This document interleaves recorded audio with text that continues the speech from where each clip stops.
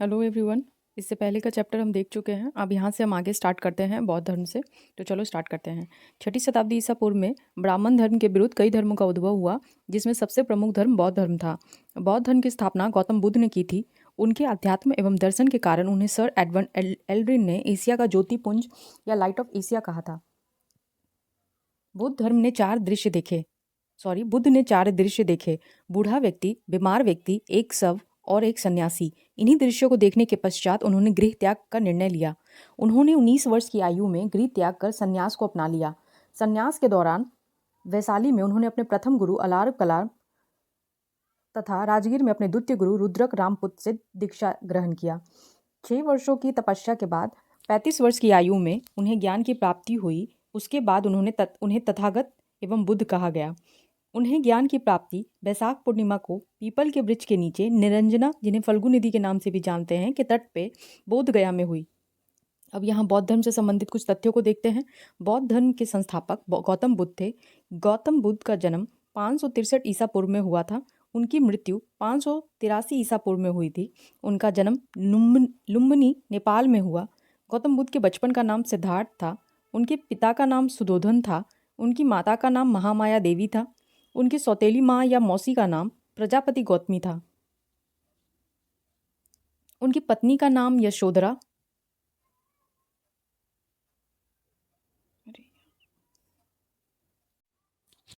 उनके पुत्र का नाम राहुल, उनके सौतेले भाई का नाम देवदत्त, उनके कुल का नाम शाक्य या क्षत्रिय कह सकते हैं, उनके प्रिय घोड़े का नाम कंथक, उनकी सारथी का नाम चानन, उनका अन्य नाम शाक्य मुनि।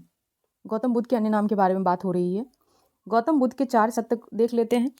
गौतम धर्म के 4 आर्य सत्य थे। दुख, जैसे दुख संसार दुखमय है। दुख समुदाय, दुख का कारण तृष्णा है। दुख निरोध, दुख निवारण हेतु तृष्णा पर विजय आवश्यक है। दुख निरोग मार्ग, दुख निवारण हेतु अष्टांगिक मार्ग आवश्यक है। बौद्ध धर्म के अष्टांगिक मार्ग सम्यक दृष्टि, सम्यक संकल्प, सम्यक वाक, सम्यक कर्म, सम्यक आजीव, सम्यक व्यायाम, सम्यक स्मृति, सम्यक समाधि। सम्यक का मतलब सही होता है, उचित होता है। बौद्ध धर्म के तिरत्न बुद्ध, धम्म और संघ हैं। जैन धर्म के भी तिरत्न हैं, लेकिन जैन धर्म के तिरत्न में सम्यक जुड़ा हुआ रहता है। बुद्ध धर्म ने किस मार्ग का प्रतिपादन किया?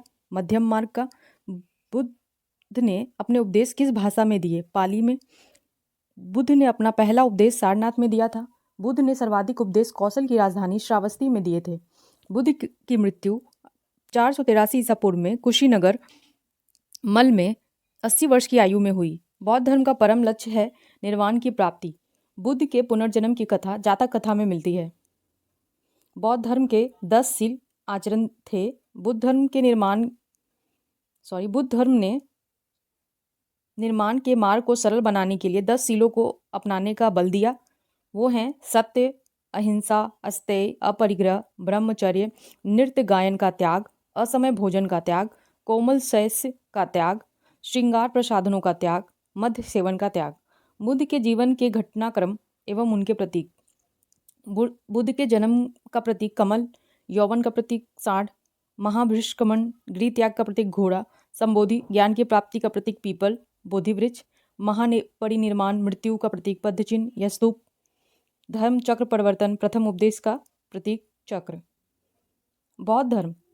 बौद्ध धर्म चौथी बौद्ध संगीति के उपरांत 2 भागों में विभाजित हो गया। पहला हीनयान, दूसरा महायान। हीनयान परिवर्तन विरोधी और महायान परिवर्तन समर्थक।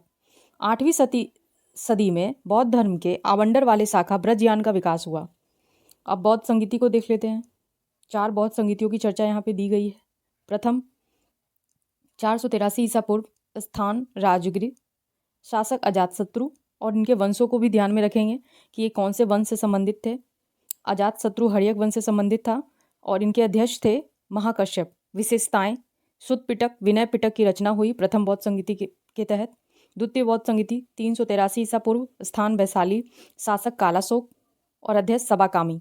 विशेषताएं: महासंघिक एवं स्थविर में के रूप में विभाजन हो गया बौद्ध धर्म का। तृतीय 250 ईसा पूर्व, स्थान पाटलिपुत्र, शासक अशोक, अध्यक्ष मोगलीपुत्र तिस, और विशेषताएं हैं अभिधम पिटक का संकलन। चतुर्थ में ईस्वी की प्रथम शताब्दी के दौरान, स्थान कुंडलवन कश्मीर, शासक कनिष्क, अध्यक्ष वसुमित्र अश्वघोष। उपाध्यक्ष विशेषताएं महायान एवं हीनयान में विभाजन। हाँ, यहाँ पे जो द्वितीय बौद्ध संगीति के समय जो वंश था वो शिशुनाग वंश था। तृतीय बौद्ध संगीति के समय जो वंश था वो मौर्य वंश था। और चतुर्थ बौद्ध संगीति के समय जो वंश था कनिष्क कुषाण वंश का था। चलिए अब आगे बढ़ते हैं। अब आगे देखते हैं बौद्ध धर्म के त्रिपिटक के बारे में। तो जो त्रिपिटक हैं वो सुत्त पिटक, विनय पिटक और अभिधम्म पिटक है। सुत्त पिटक में बुद्ध के उपदेशों का संकलन है। सबसे बृहद पिटक जिसका संकलन आनंद ने किया। विनय पिटक संघ के नियमों का संकलन है। सबसे लघुत्तम पिटक है जिसका संकलन उपाली ने किया। अभिधम्म पिटक बुद्ध के दार्शनिक विचारों का संकलन है। इस पिटक का संकलन मोगलीपुत्तिस ने किया था। बौद्ध धर्म के पवित्र स्थल के बारे में देख लेते हैं। बौद्ध धर्म में जो चैत्य हैं वो बौद्ध धर्म की पूजा घर से संबंधित हैं। स्तूप हैं जो बौद्ध धर्म के पवित्र अवशेषों का संग्रहण स्थल हैं। विहार हैं जहाँ बौद्ध भिक्षुओं का निवास स्थान होता था। जैन धर्म के बारे में अब यहाँ से देखते हैं। जैन धर्म के संस्थापक ऋषभदेव थे। वे जैन धर्म के प्रथम तीर्थंकर थे। उन्हें आदिनाथ वृषभनाथ भी कहा जाता है। जैन धर्म में कुल 24 तीर्थंकर हुए। 23वें तीर्थंकर पार्श्वनाथ थे। इनका जन्म काशी में हुआ था। उनके पिता अश्वसेन काशी के राजा थे। उन्हें ज्ञान की प्राप्ति संवेद पर्वत पर हुई थी। उन्होंने 4 महाव्रत की शिक्षा दी। पहला है सत्य, दूसरा अहिंसा, तीसरा अस्तेय, चौथा अपरिग्रह। अब जैन धर्म के कुछ तथ्य देख लेते हैं। जैन धर्म के संस्थापक ऋषभदेव थे। जैन धर्म के कुल 24 तीर्थंकर हुए। जैन धर्म के 24वें तीर्थंकर महावीर स्वामी थे। जैन धर्म के वास्तविक संस्थापक भी महावीर स्वामी को माना जाता है। उनके बचपन का नाम वर्धमान था। उनके जन्म का वर्ष 540 ईसा पूर्व, उनकी मृत्यु का वर्ष 468 ईसा पूर्व। उनके जन्म स्थान कुंडग्राम वैशाली में है। उनके पिता का नाम सिद्धार्थ, उनकी माता का नाम त्रिशाला, उनकी पत्नी का नाम यशोदा, उनकी पुत्री का नाम प्रियदर्शनी, उन्हें अनुजा भी कहते हैं। उनके दामाद का नाम जमाली, उनके पुत्र कुल का नाम ज्ञानत्रक। एनसीईआरटी के नवीनतम संस्करण के अनुसार महावीर का जन्म 599 ईसा पूर्व एवं मृत्यु 527 ईसा पूर्व दिया गया है। अब महावीर स्वामी के आगे के तथ्य देख लेते हैं। वे जैन धर्म के 24वें तीर्थंकर थे। महावीर स्वामी को जैन धर्म का वास्तविक संस्थापक माना जाता है। उनके पिता ज्ञात्रक कुल के प्रधान थे। उनकी माता त्रिशाला लिच्छवी गणराज्य की राजकुमारी थीं। उन्होंने 30 वर्ष की आयु में गृह त्याग किया। 12 वर्ष के कठोर तप के बाद 42 वर्ष की आयु में उन्हें कैवल्य की प्राप्ति जाम्भिक ग्राम में ऋजुपालिका नदी के तट पे साल वृक्ष के नीचे हुई।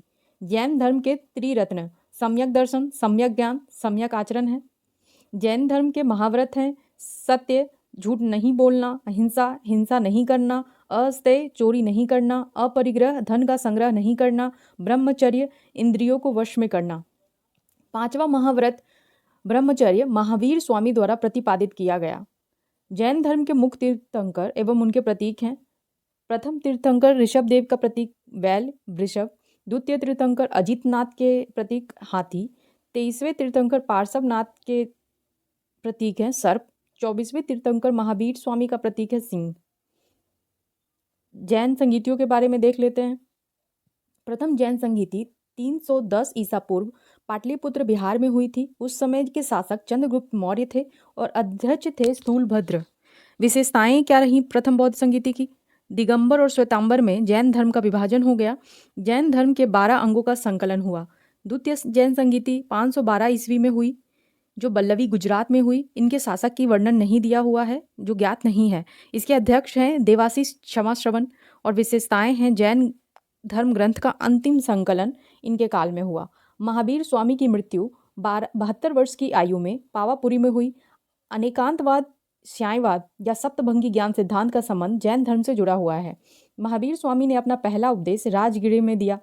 जैन धर्म का विभाजन प्रथम जैन संगीति में श्वेतांबर एवं दिगंबर के रूप में हुआ। दिगंबर भद्रबाहु के नेतृत्व प्रदान किया। इसमें परिवर्तन को स्वीकार नहीं करते हुए पूर्ण नग्नता एवं कठोरता को अपनाया गया। श्वेतांबर स्थूलभद्र के ने नेतृत्व प्रदान किया। इसमें परिवर्तन को स्वीकार किया गया। इसमें श्वेत वस्त्र पहनने की परंपरा भी थी तथा दिगंबर की तुलना में कम कठोर था। अब यहाँ से शुंग वंश देखते हैं। मौर्य वंश के अंतिम शासक बृहद्रथ की हत्या कर पुष्यमित्र शुंग ने 185 ईसा पूर्व में शुंग वंश की स्थापना की। पुष्यमित्र शुंग ब्राह्मण था, वो बृहद्रथ का सेनापति था। पुष्यमित्र ने सेनानी की उपाधि भी ली थी। उसने यवनों के आक्रमण को विफल किया था। यह क्वेश्चन भी आता है कि किसके काल में यवनों का आक्रमण हुआ था, तो पुष्यमित्र शुंग है। मौर्य काल के बाद शुंग वंश पे यवनों का आक्रमण होता है। पुष्यमित्र ने 2 अश्वमेध यज्ञ कराए। इसके पुरोहित पतंजलि थे। पुष्यमित्र की मृत्यु के बाद उसका पुत्र अग्निमित्र 148 ईसा पूर्व में राजा बना। कालिदास के नाटक मालविका अग्निमित्रम में अग्निमित्र एवं मालविका का वर्णन मिलता है। इस वंश का अंतिम शासक देवभूति था। अब कण्व वंश की स्थापना वसुमित्र ने देवभूति की हत्या करके की। वसुमित्र शुंगों के आमत्य मंत्री थे। कण्व वंश भी ब्राह्मण वंश था। इस वंश का अंतिम शासक सुशर्मा था। सातवाहन वंश के संस्थापक सीमुख ने सुशर्मा की हत्या कर कण्व वंश का अंत कर दिया। अब कुषाण वंश के बारे में देखते हैं। मौर्योत्तर काल में कमजोर होते राजनीतिक स्थिति में कई विदेशी जातियों का आक्रमण भारत के क्षेत्र में हुआ। इनमें सबसे पहले हिंदू यूनानी, उसके बाद शक एवं पल्लव आए। भारत आने वाले विदेशियों में कुषाण सबसे अंतिम थे।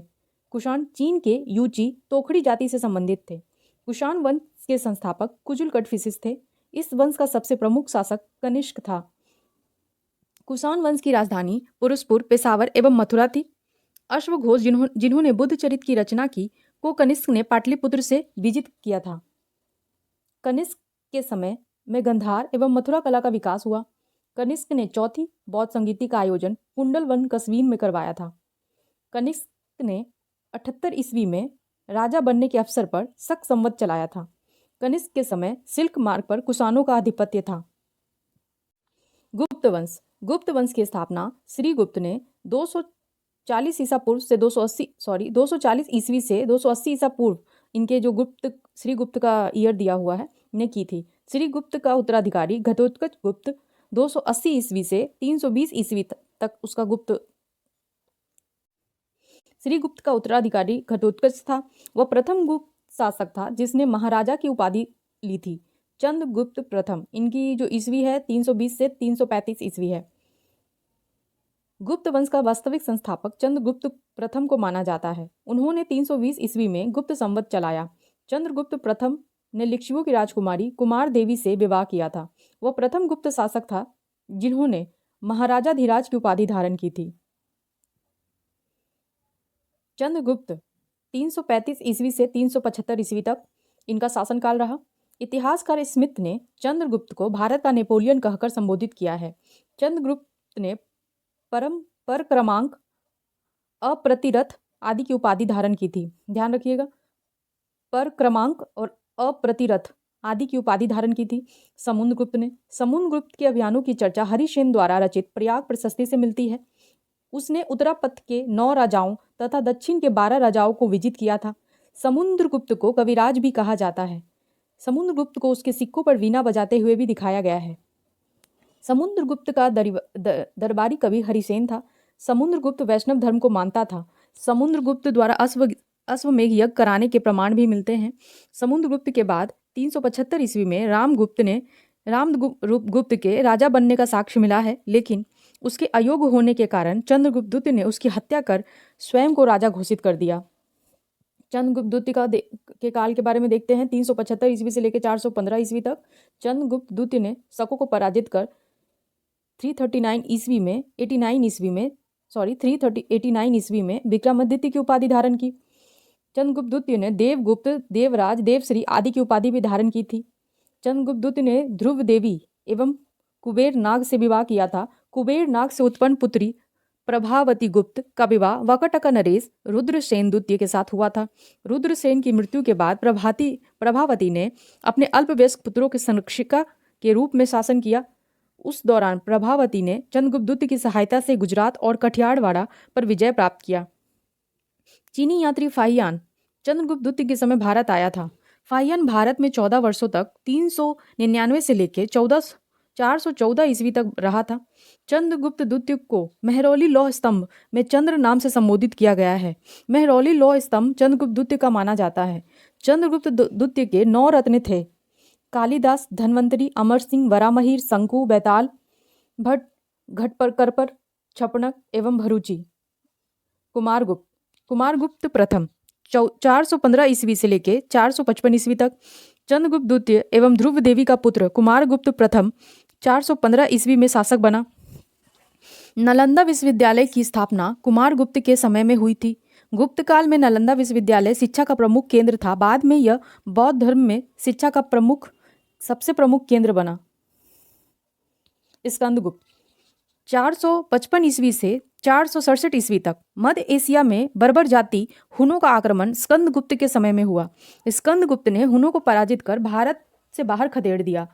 इसका वर्णन जूनागढ़ अभिलेख में मिलता है। अभिलेख में हुनों को मलेच्छ कहा गया है। स्कंदगुप्त ने चंद्रगुप्त मौर्य द्वारा निर्मित सुदर्शन झील का पुनरुद्धार करवाया था। स्कंदगुप्त ने शक्रादित्य की उपाधि धारण की थी। गुप्त वंश का अंतिम शासक विष्णुगुप्त था। गुप्त वंश के साथ मगध वंश का अंत हो गया। अब यहाँ से हम आगे नेक्स्ट चैप्टर में देखेंगे। तो चलो, थैंक यू। कुछ आपको गलत लगा हो तो। नालंदा विश्वविद्यालय। नालंदा विश्वविद्यालय प्राचीन काल में शिक्षा एवं बौद्ध धर्म का सबसे महान केंद्र था। इसकी स्थापना गुप्त काल के दौरान कुमारगुप्त ने की थी। बाद में हर्षवर्धन एवं पाल शासकों ने इसे संरक्षण एवं संवर्धन प्रदान किया। इस क्रम में जावा के शासक बालपुत्र देव ने भी इसे संवर्धन प्रदान किया था। हिंदसांग के यात्रा के समय इस विश्वविद्यालय के प्रमुख आचार्य शीलभद्र थे। उस समय विश्वविद्यालय में 10,000 से अधिक विद्यार्थी तथा 1510 शिक्षक थे। इस विश्वविद्यालय में बौद्ध शिक्षा, अंतरिक्ष विज्ञान, चिकित्सा शास्त्र, गणित, दर्शन शास्त्र एवं व्याकरण जैसे विषयों की पढ़ाई होती थी। इस विश्वविद्यालय में विद्यार्थियों का नामांकन प्रवेश परीक्षा के माध्यम से होता था। प्रथम प्रवेश परीक्षा द्वारपाल के द्वारा लिया जाता था तथा प्रवेश परीक्षा कुल 3 स्तरों में होती थी। विश्वविद्यालय में स्थानीय विद्यार्थियों के अतिरिक्त चीन, Tibet, Sri Lanka, Indonesia, Japan, Korea आदि से विद्यार्थी शिक्षा ग्रहण करने आते थे। यह विश्वविद्यालय पूर्णतः निःशुल्क आवासीय शिक्षा केंद्र था। इसके आर्थिक व्यय के लिए 200 गांव दान में दिए गए थे। इस विश्वविद्यालय के प्रांगण में विशाल पुस्तकालय था जो 3 भवनों को मिलाकर बना हुआ था।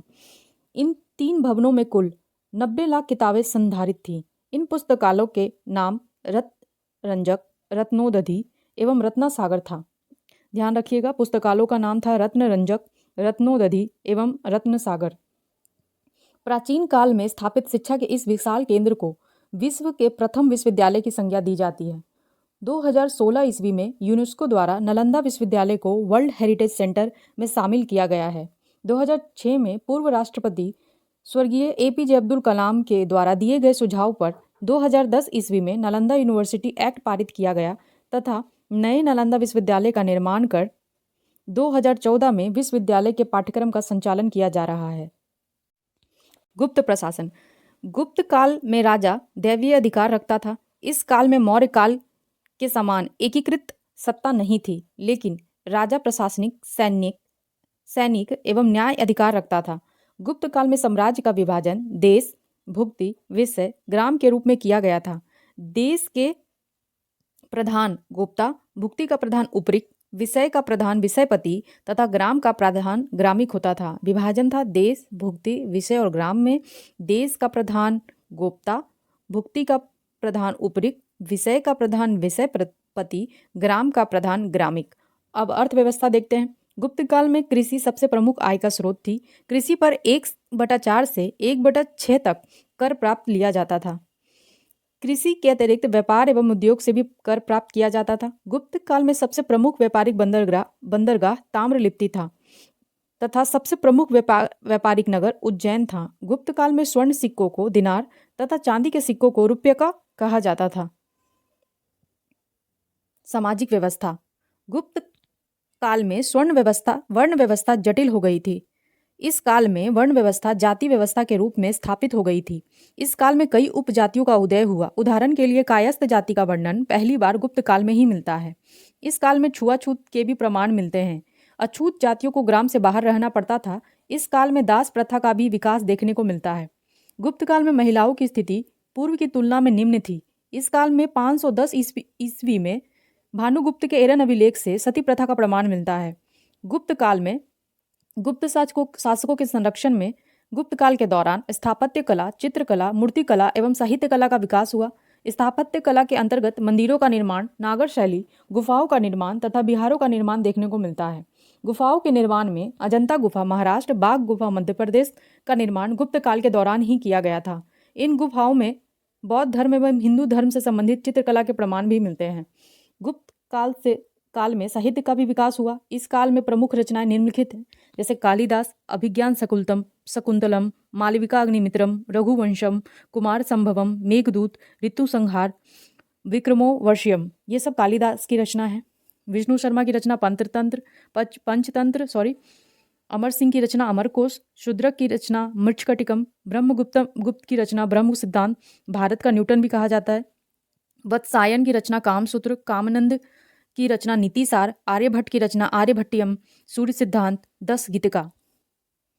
इतिहासकार V.A. स्मिथ ने सांस्कृतिक उपलब्धियों के कारण गुप्त काल को स्वर्ण युग की संज्ञा दी है। अब पाल वंश के बारे में देखते हैं। पाल वंश की स्थापना गोपाल ने 750 ईस्वी में की थी। गोपाल ने उदंतपुरी विश्वविद्यालय की स्थापना बिहार शरीफ में की थी। ध्यान रखिएगा, उदंतपुरी विश्वविद्यालय बिहार शरीफ में है, विक्रमशिला विश्वविद्यालय भागलपुर में है। इस वंश का सबसे प्रमुख शासक धर्मपाल था। धर्मपाल ने विक्रमशिला विश्वविद्यालय भागलपुर की स्थापना की थी। सोमपुर महाविहार वर्तमान में बांग्लादेश में है। सोमपुर महाविहार वर्तमान में बांग्लादेश में है का निर्माण भी धर्मपाल ने करवाया था। धर्मपाल ने त्रिपक्षीय संघर्ष में प्रतिहारों एवं राष्ट्रकूटों से संघर्ष किया था। धर्मपाल प्रतिहार शासक वत्सराज से पराजित हुआ था। बाद में धर्मपाल ने राष्ट्रकूट शासक ध्रुव और प्रतिहार शासक वत्सराज को पराजित किया। उसने कुछ समय के लिए कन्नौज पर अधिकार भी किया। धर्मपाल ने उत्तरापथ स्वामी की उपाधि धारण की। धर्मपाल के बाद उसका पुत्र देवपाल 810 ईस्वी में शासक बना। देवपाल ने मुंगेर को अपनी राजधानी बनाया था। देवपाल ने जावा इंडोनेशिया में शैलेंद्र वंशी शासक बालपुत्र देव को नालंदा में बिहार बनवाने के लिए 5 गांव दान दिए थे। ध्यान रखिएगा, देवपाल ने शैलेंद्र वंशी शासक बालपुत्र देव को नालंदा में बिहार बनवाने के लिए 5 गांव दान में दिए थे। देवपाल के बाद विग्रहपाल, महीपाल, रामपाल आदि ने शासन किया। पालकालीन काशी की मूर्तियां अपनी कलात्मकता के लिए काफी प्रसिद्ध थी। धीमन एवं बिट्टपाल इस कला के प्रवर्तक माने जाते हैं। प्राचीन बिहार इतिहास के विभिन्न वंश, शासक एवं उनकी राजधानियों के बारे में देखते हैं। शासक एवं वंश की चर्चा और उनके राजधानियों के बारे में तथ्य दिए हुए हैं। बृहदत्त गृहवंश राजगिरी, राजधानी राजगिरी। बिंबिसार गृहवंश, राजधानी राजगिरी। मगध की प्रथम राजधानी राजगिरी मानी जाती है। उदयन, उसकी राजधानी पाटलिपुत्र। शिशुनाग ने जो राजधानी बनाई वैशाली। कालाशोक पाटलिपुत्र। नंदवंश की राजधानी पाटलिपुत्र। मौर्य वंश की राजधानी पाटलिपुत्र। कुषाण वंश की राजधानी पुरुषपुर एवं मथुरा। गुप्त वंश की राजधानी पाटलिपुत्र और पाल वंश की राजधानी मुंगेर। उदयन ने पाटलिपुत्र को सबसे पहले अपनी राजधानी बनाया था। प्राचीन बिहार इतिहास के प्रमुख साहित्य देख लेते हैं। साहित्य है अर्थशास्त्र, लेखक हैं कौटिल्य और इसकी विशेषता है कि इसमें राज्य प्रबंधन के बारे में चर्चा की हुई है। बुद्ध चरित्र, लेखक अश्वघोष बौद्ध धर्म का महाकाव्य है। प्रज्ञ पारमिता नागार्जुन, लेखक शून्यवाद का सिद्धांत है। सिंयुकी हेनसांग, लेखक भारत का यात्रा का वर्णन है। इंडिका मेगास्थनीज मौर्य साम्राज्य का विवरण मिलता है। मिलिंद पन्हो नागसेन लेखक हैं। बैक्टीरिया शासक मिनांडर एवं नागसेन के वार्तालाप का संग्रह है। ललित विस्तार, लेखक की चर्चा नहीं है और इसमें जो विशेषता है बुद्ध की लीलाओं का वर्णन मिलता है। महावंश, लेखक की चर्चा नहीं है और इसमें जो विशेषता मिलती है वो श्रीलंका के राजाओं का वर्णन मिलता है। जातक कथाएं बुद्ध के पूर्व जन्म की कहानियों के बारे में इसमें वर्णित है। अब आगे हमारा मध्यकालीन बिहार का इतिहास शुरू करेंगे, तो हम अगले चैप्टर में देखेंगे।